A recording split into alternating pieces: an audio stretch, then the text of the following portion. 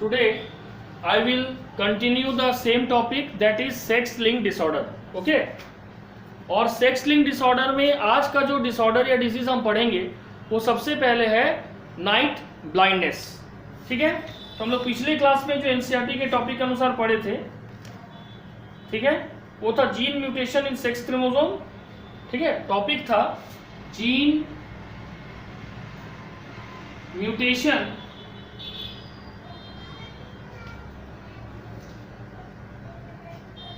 In sex chromosome. Gene mutation in sex chromosome,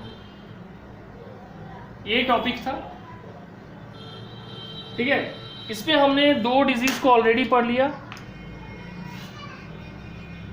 एक था क्या, हेमोफीलिया, और दूसरा था कलर ब्लाइंडनेस. ओके, आज हम लोग सबसे पहले पढ़ेंगे third number, that is night blindness. Night blindness. ठीक है, तो सबसे पहले नाइट ब्लाइंडनेस है क्या? It is caused by recessive gene carried by X chromosome. ये भी it is caused bye recessive gene carried by, ठीक है, X chromosome. Carried by X chromosome. ये भी ऑटोसोमल, सॉरी, ये सेक्स लिंक्ड डिसऑर्डर है. और इसमें भी कौन कारण है इस बीमारी का? Recessive gene. Next, the genetic disorder. क्या? विटामिन ए का डिफिशियंसी से जो वो अलग है, तो हम पढ़ाएंगे, रुको, हड़बड़ाओ मत. क्योंकि नाइट ब्लाइंडनेस दो तरह का होता है. एक विटामिन ए के कमी से जो तुम्हारा न्यूट्रिशनल हो गया, और एक होता है इस जीन के कारण जो हमारे रेटिना के जो रॉड्स है उसमें विजुअल पर्पल एक पिगमेंट होता है, उसके एब्सेंस से होता है. ठीक है, हम लिखाएंगे, दोनों लिखाएंगे. It is caused by recessive gene carried by X chromosome, ये हो गया. दूसरा होगा the genetic disorder. The genetic disorder. Okay, the genetic, किसको आएगी तो जोड़ लेंगे, आने दो. ठीक है, the genetic disorder is also more common in male. Natural है क्योंकि ये एक्स लिंक्ड, एक्स क्रोमोसोम से रिलेटेड है, और एक्स क्रोमोसोम में रिसेसिव जीन पाया जा रहा है. More also is also more common. किसमें कॉमन है? More common in male than in female. Than in female. ठीक है, अब it is of two type. ठीक है, actually night blindness, night blindness is of two types. Night blindness is of two types. ठीक है, पहला है एक्वायर्ड, जो हमें खाने की कमी से होता है. मतलब खाने में, हमारे डाइट में जब विटामिन ए का कमी होता है. एक्वायर्ड में क्या लिखेंगे? Due to vitamin A deficiency. Due to vitamin A deficiency. और दूसरा क्या है? दूसरा है कॉन्जेंशियल. कॉन्जेंशियल का मतलब होता है, दूसरा इसका मतलब होता है जेनेटिक. ठीक है, इसमें क्या होता है? Due to visual purple deficiency. Due to visual purple deficiency, that interfere with the function of rod cells of retina. ठीक है, कुछ बुक में इसको डायरेक्ट क्या लिख दिया, रेटिनल रॉड, एक ही बात है, रेटिनल रॉड लिखे या रॉड सेल्स ऑफ रेटिना लिखे, दोनों का मतलब एक होता है। ठीक है, अब it is inherited like red green colour blindness. ये भी कलर ब्लाइंडनेस है ना, रेड ग्रीन जो कलर ब्लाइंडनेस है उसी की तरह एक जनरेशन से दूसरे जनरेशन में ट्रांसफर होता है। और इसमें भी फीमेल तभी नाइट ब्लाइंड होती है जब उसके दोनों सेक्स क्रोमोसोम यानी दोनों एक्स क्रोमोसोम में नाइट ब्लाइंडनेस कॉजिंग जीन मौजूद होता है। अदरवाइज अगर एक एक्स क्रोमोसोम में मौजूद रहे तो फीमेल नॉर्मल और कैरियर होगा, लेकिन मेल के केस में सेम है कलर ब्लाइंडनेस की तरह।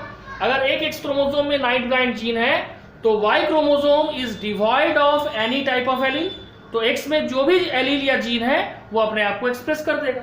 ठीक है, ठीक है, लिखेंगे फीमेल बिकम, ठीक है, female become night blind only if she receive, क्या रिसीव करेगा, only if she receive, okay, 2 gene for the defect, 2 gene for the defect. ठीक है, इसमें वही एक ही केस से क्लियर कर देते हैं। पहला है नॉर्मल वोमेन या फीमेल जो लिखना है, दूसरा है नाइट ब्लाइंड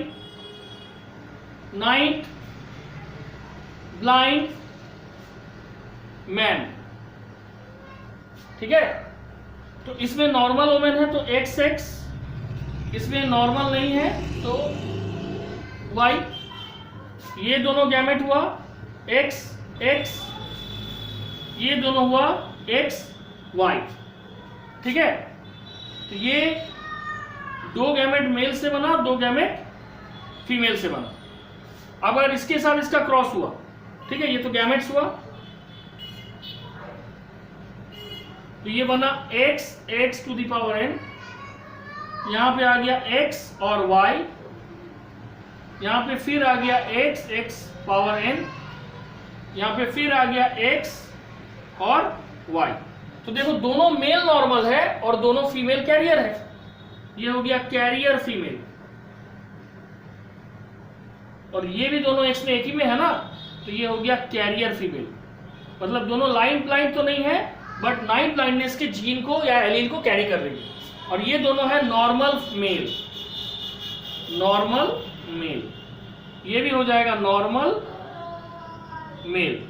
फिर से सुन लो, नाइट ब्लाइंडनेस ये भी sex linked recessive gene genetic disorder है, यानी रेसेसिव जीन के कारण होता है जो एक्स क्रोमोसोम में पाया जाता है, पहला बात। दूसरा, ये भी जेनेटिक डिसऑर्डर क्योंकि ये एक्स क्रोमोसोम में पाया जाता है, it is more common in male than female. Night blindness 2 प्रकार का होता है, एक एक्वायर्ड और दूसरा कॉन्जेंशियल। एक्वायर्ड मतलब आफ्टर बर्थ जो बीमारी हमारे बॉडी को होता है। इसका मूल कारण क्या है, हम ऐसे डाइट ले रहे हैं which is deficient in vitamin A. जब हमारे डाइट में विटामिन ए का कमी होगा, we are suffering from acquired disease. दूसरा है कॉन्जेंशियल। कॉन्जेंशियल का मतलब जेनेटिक। जेनेटिक में क्या होगा, due to visual purple deficiency, visual purple deficiency ये इंटरफेयर करता है with the function of rod cells of retina. ठीक है, अब ये इनहेरिट होता है, कैसे इनहेरिट होता है, like red green colour blindness. Red green colour blindness की तरह ये ट्रांसफर होता है from one generation to another. और दूसरा, फीमेल नाइट ब्लाइंड तभी होगा जब वो रिसीव करेगा 2 जीन फॉर द डिफेक्ट। ठीक है, समझ आया? Yes, sir. किसी को कोई प्रॉब्लम? Yes, sir. देखो अगर किसी को प्रॉब्लम नहीं है तो नेक्स्ट में आते हैं। लास्ट डिजीज इसमें जो पढ़ना है वो है डंकेन मस्कुलर डिस्ट्रॉफी। ठीक है, इसमें बेसिकली क्या होता है कि जो रेसेसिव जीन है उसके कारण एक हार्मोन हमारे बॉडी में एक प्रोटीन हमारे बॉडी में नहीं बनता है, जो एंजाइम भी बोल सकते हो, डिस्ट्रोफिन। और डिस्ट्रोफिन नहीं बनने के कारण हमारा जो स्केलेटल मसल किसे कहा गया? Those muscle which are working according to our will, उसका जो प्लाज्मा मेम्ब्रेन है, स्केलेटल मसल के प्लाज्मा मेम्ब्रेन को क्या कहा जाता है बताओ तो? सर्कोलेमा।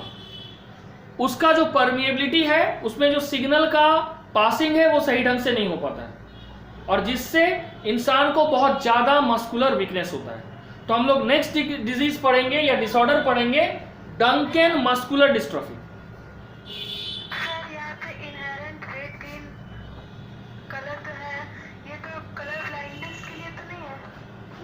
ये कलर ब्लाइंडनेस हम कहाँ पढ़ा रहे हैं? नाइट ब्लाइंडनेस पढ़ा रहे हैं। हाँ, तो बोला जा रहा है ये भी इनहेरिटेड लाइक रेड ग्रीन। का मतलब क्या हुआ? रेड ग्रीन कलर ब्लाइंडनेस का जो जीन था स्मॉल सी, उसको कौन कैरी करता था? X chromosome. यहाँ पे नाइट ब्लाइंडनेस के भी जीन को कौन कैरी कर रहा है? X chromosome. ठीक है, इसलिए बोले हम, समझ गए? और किसी को कुछ नहीं पूछना है, बिठा देना। ठीक है, पुष्पा, अमृता, अंशिता, तीनों से पूछ रहे हैं, कोई दिक्कत?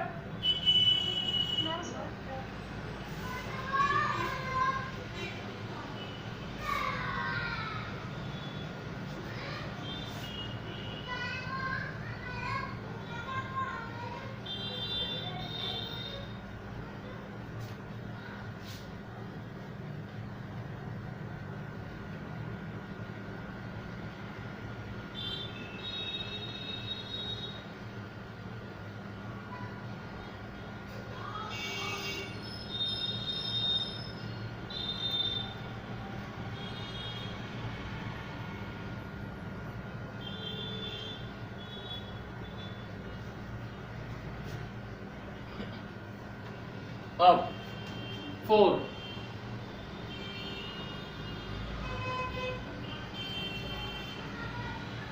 डंकेन्स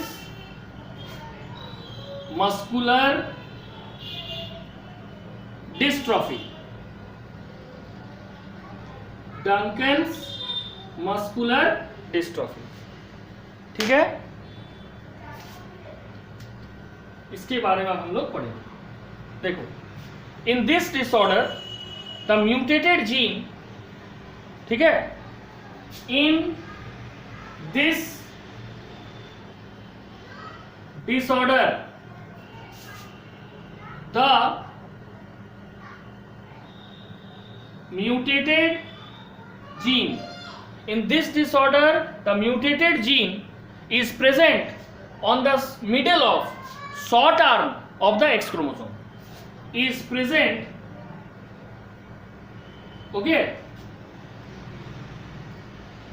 present on the middle of the short arm of the X chromosome।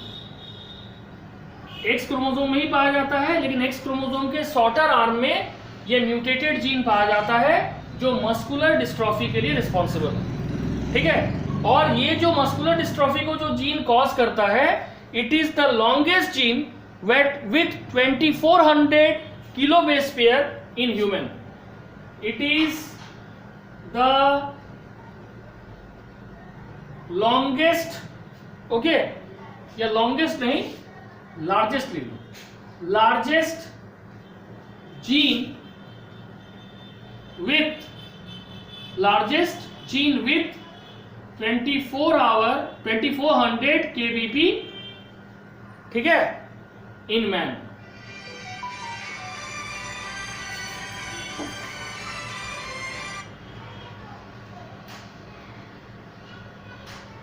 ठीक है, नेक्स्ट, अब क्या होता है? In it dystrophin is not produce, dystrophin, ठीक है, dystrophin protein is not produce, ये जो डिस्ट्रोफिन प्रोटीन है ये प्रोड्यूस नहीं होता है। अब इसका असर क्या पड़ता है, ठीक है, इट इज मतलब dystrophin is believed to relay nerve signal, relay nerve signal to the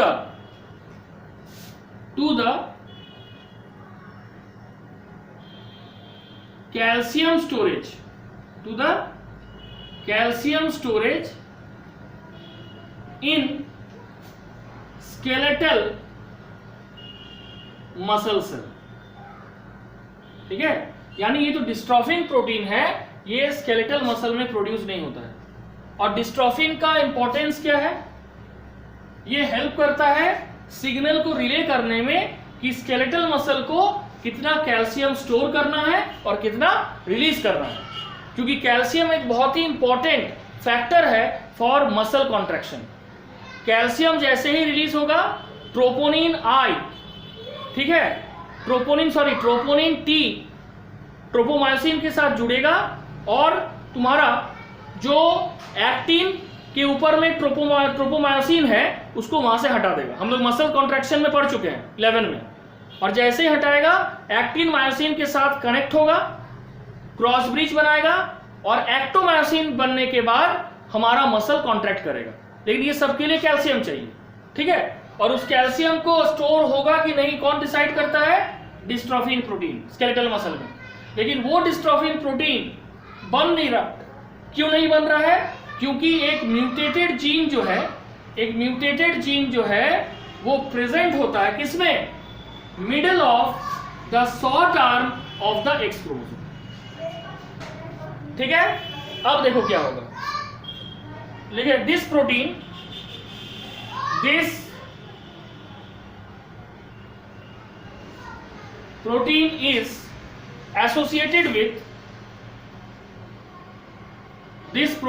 associated with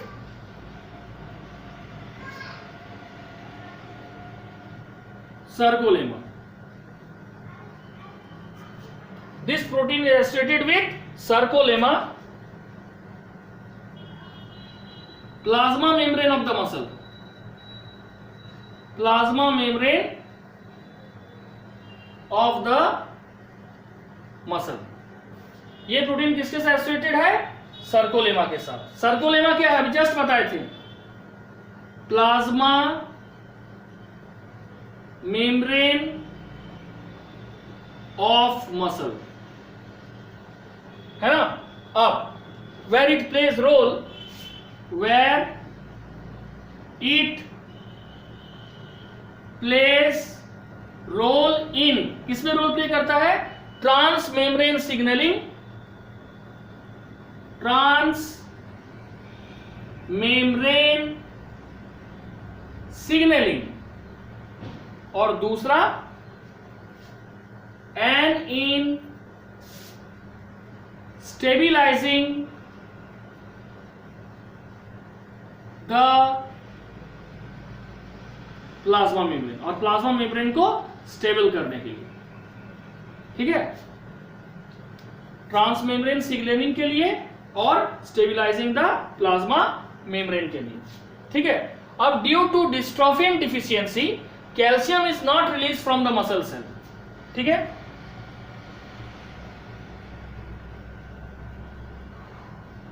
due to dystrophin deficiency calcium is not released from muscle cell, muscle cell से कैल्शियम रिलीज नहीं होगा। इसका परिणाम क्या होगा, as a result muscle contraction will not takes place, as a result muscle contraction will not takes place. ये तो हो गया एक. और दूसरा इफेक्ट, क्योंकि जब कैल्शियम मसल सेल से रिलीज नहीं हो रहा है, दैट मीन्स कैल्शियम का डिपोजिशन होते जा रहा है, लगातार कैल्शियम एक्स्ट्रा डिपोजिटेड हो रहा है, एक्स्ट्रा जमा हो रहा है, उसका असर क्या पड़ेगा? Abnormal rise of calcium, abnormal rise of calcium in the muscle. Abnormal rise of the calcium in the muscles releases an enzyme. क्या रिलीज करता है? रिलीज करता है एंजाइम को, that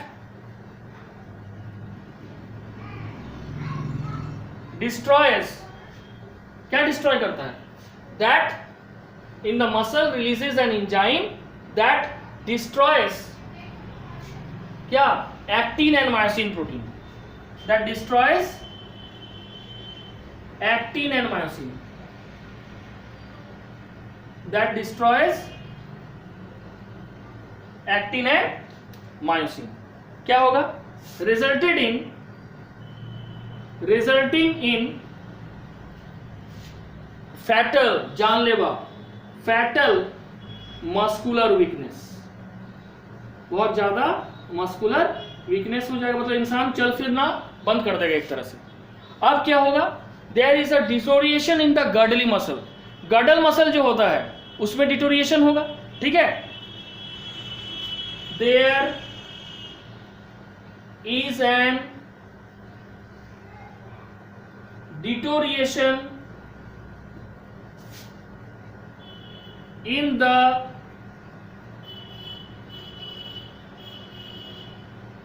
girdle muscle. ठीक है, at an early age,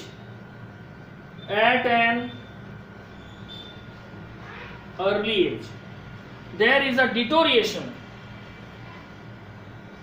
in the girdle muscle at an early age. ठीक है, अब the patient is unable to walk. ठीक है, पेशेंट को और एक प्रॉब्लम होता है, कार्डियोमायोपैथी, हार्ट रिलेटेड प्रॉब्लम होता है, और बोला जा रहा है कि अगर इसके साथ उसको मेंटल रिटार्डेशन भी होता है, मानसिक रूप से भी वो कमजोर होता है, और वो 20 साल की उम्र तक जाते जाते खत्म हो जाता है. तो लिखेंगे girdle muscle at an early age. उसके बाद after the age of 12, after the age of girdle muscle after the age of 12,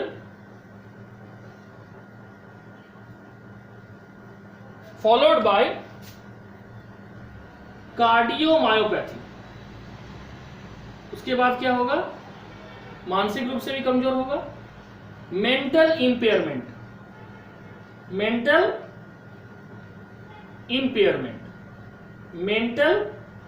impairment. ठीक है, और लिखेंगे एंड डेथ. किस एज में होगा? And death by the age of 20. और बाय द एज ऑफ 20 इस इंसान का डेथ हो जाएगा जो डंकेन मस्कुलर डिस्ट्रॉफी से इफेक्टेड है. क्यों? ड्यू टू कार्डियक फेलियर, यानी heart failure, due to cardiac failure. या दूसरा कारण क्या हो सकता है? Respiratory failure.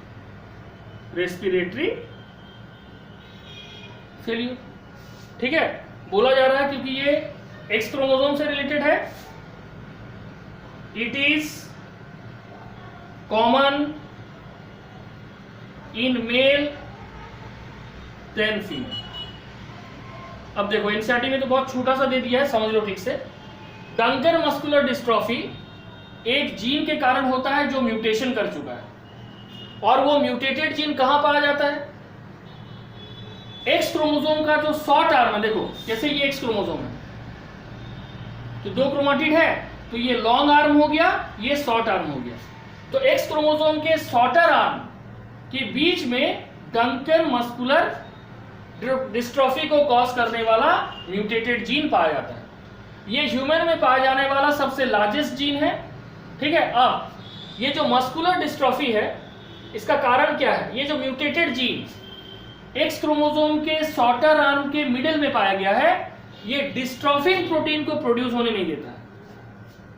और डिस्ट्रोफिन प्रोटीन का हमारे मसल फंक्शन में क्या इंपॉर्टेंस है? ये हमारे मसल में जो नर्व सिग्नल है, मसल में जो नर्व सिग्नल है, ठीक है, इसको तुम्हारा ये कंट्रोल करता है ताकि स्केलेटल मसल में कैल्शियम के स्टोरेज को वो कंट्रोल करे, क्योंकि कैल्शियम एक बहुत इंपॉर्टेंट फैक्टर है हमारे बॉडी में प्रोसेस ऑफ मसल कॉन्ट्रैक्शन और रिलैक्सेशन को करने के लिए।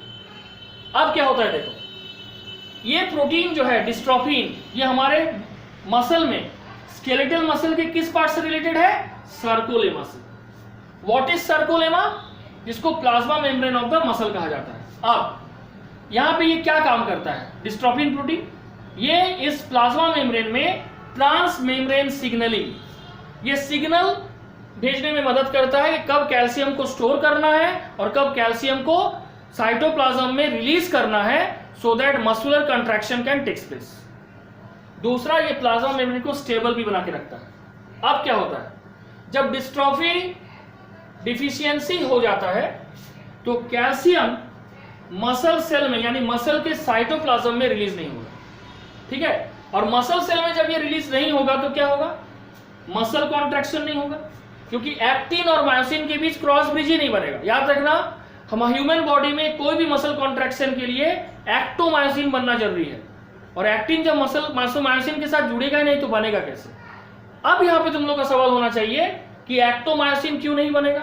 उसका कारण है कि जब कैल्शियम रिलीज नहीं हो रहा है प्लाज्मा मेम्ब्रेन से तो इसका एक्स्ट्रा डिपोजिशन हो रहा है, जिसके कारण एबनॉर्मल इंक्रीज हो रहा है कैल्शियम के लेवल में। ठीक है, हमारे मसल्स में जो एक इंजाइम रिलीज कर रहा है, क्या रिलीज कर रहा है? एक इंजाइम रिलीज कर रहा है। कौन? एक्सेस कैल्शियम, जो हमारे मसल में एक्टिन और मायोसिन प्रोटीन को डिस्ट्रॉय कर दे रहा है, और जिसके कारण हमारे मसल में एक बहुत ही जानलेवा फैटल मस्कुलर वीकनेस हो रहा है। ठीक है, नेक्स्ट, हमारे गडल मसल्स में कमजोरी या डिटोरिएशन होगा, जिससे क्या होगा? हमारा जो बॉडी का लचीलापन है, फ्लेक्सिबिलिटी है, वो घट जाएगा। इंसान को कार्डियोमायोपैथी होगा, हार्ट रिलेटेड प्रॉब्लम होगा, मेंटल इंपेयरमेंट, मानसिक रूप से वो कमजोर होने लगेगा, और बोला गया 20 तक आते आते उसका डेथ हो जाएगा। उसका दो में से एक कारण होगा, या तो उसका हार्ट अटैक होगा, हार्ट फेलियर, अटैक नहीं हार्ट फेलियर, या उसका रेस्पिरेटरी फेलियर होगा। और क्योंकि ये बीमारी एक्स क्रोमोसोम से रिलेटेड है तो मेल में ज्यादा होगा फीमेल के तुलना में। अब बोलो कोई डिजीज, कोई दिक्कत है तो पूछो।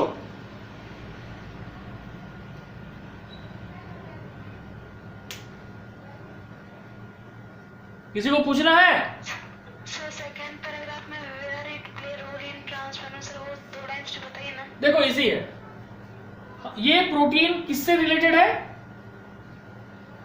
सर्कोलेमा। Sarcolemma means membrane, plasma membrane of the muscle, skeletal muscle. तो ये जो डिस्ट्रोफिन प्रोटीन है ये प्लाज्मा मेम्ब्रेन में सिग्नल, नर्व सिग्नल पास करता है कि कब उसको कैल्शियम रिलीज करना है और कब उसको कैल्शियम स्टेबल करना है, मतलब कि कैल्शियम रिलीज करना है और कब कैल्शियम एब्जॉर्ब करना है। साथ ही साथ कैल्शियम के बैलेंस को जो वो बना के रखता है इन द प्लाज्मा मेम्ब्रेन, ठीक है, तो इससे वो क्या करता है? प्लाज्मा मेम्ब्रेन को स्टेबल भी बना के रखता है। यानी डिस्ट्रोफिन का दो काम है, पहला वो मेम्ब्रेन को सिग्नल देता है कि कब उसको कैल्शियम एब्जॉर्ब करना है और कब उसको कैल्शियम रिलीज करना, पहला। दूसरा, ये कैल्शियम की क्वांटिटी को मसल सेल में बनाए रख के प्लाज्मा मेम्ब्रेन को स्टेबल बनाता है। लेकिन ये कब संभव है? जब डिस्ट्रोफिन प्रोटीन बने। लेकिन जब डिस्ट्रोफिन प्रोटीन नहीं बनता है तो क्या होगा? जब डिस्ट्रोफिन प्रोटीन नहीं बनेगा तो दूसरा केस होगा। क्या होगा? मसल कॉन्ट्रैक्शन हमारा नहीं होता है। क्यों नहीं होता है? क्योंकि जब कैल्शियम का मात्रा जरूरत से ज्यादा बढ़ेगा मसल सेल में तो ये एक पर्टिकुलर एंजाइम रिलीज करेगा, और ये एंजाइम क्या करेगा? ये एंजाइम बहुत बड़ा एक काम करेगा, वो ये कि हमारे मसल कॉन्ट्रैक्शन के लिए जो एक्टिन और मायोसिन फिलामेंट है उसको डिस्ट्रॉय कर देगा। अब एक्टिन और मायोसिन के बीच में क्रॉस ब्रिज नहीं बनेगा, एज अ रिजल्ट क्या होगा, हमारा बहुत मस्कुलर वीकनेस होगा, और ये मस्कुलर वीकनेस एक जानलेवा लेवल में चला जाएगा, इसलिए कहा गया फैटल मस्कुलर वीकनेस। अब समझ आया श्रुति? Yes sir. और किसी को कुछ पूछना है पूछो, नहीं तो हम नेक्स्ट टॉपिक पे जाएंगे।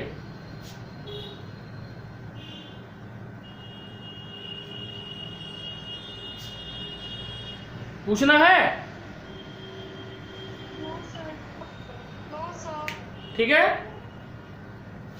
पुष्पा, गोविंद, जो एमओसीपी से को पूछना है, अच्छा है, समझ आ गया? ठीक है, अब देखो इसके बाद हम लोग पढ़ेंगे पीडिग्री एनालिसिस। पीडिग्री एनालिसिस एक बहुत ही इंपॉर्टेंट टॉपिक है, क्योंकि इसके द्वारा हम उस जेनेटिक डिसऑर्डर को डिस्कवर करते हैं जो खास करके ह्यूमन में और डोमेस्टिकेटेड एनिमल्स में पाया जाता है। ओके,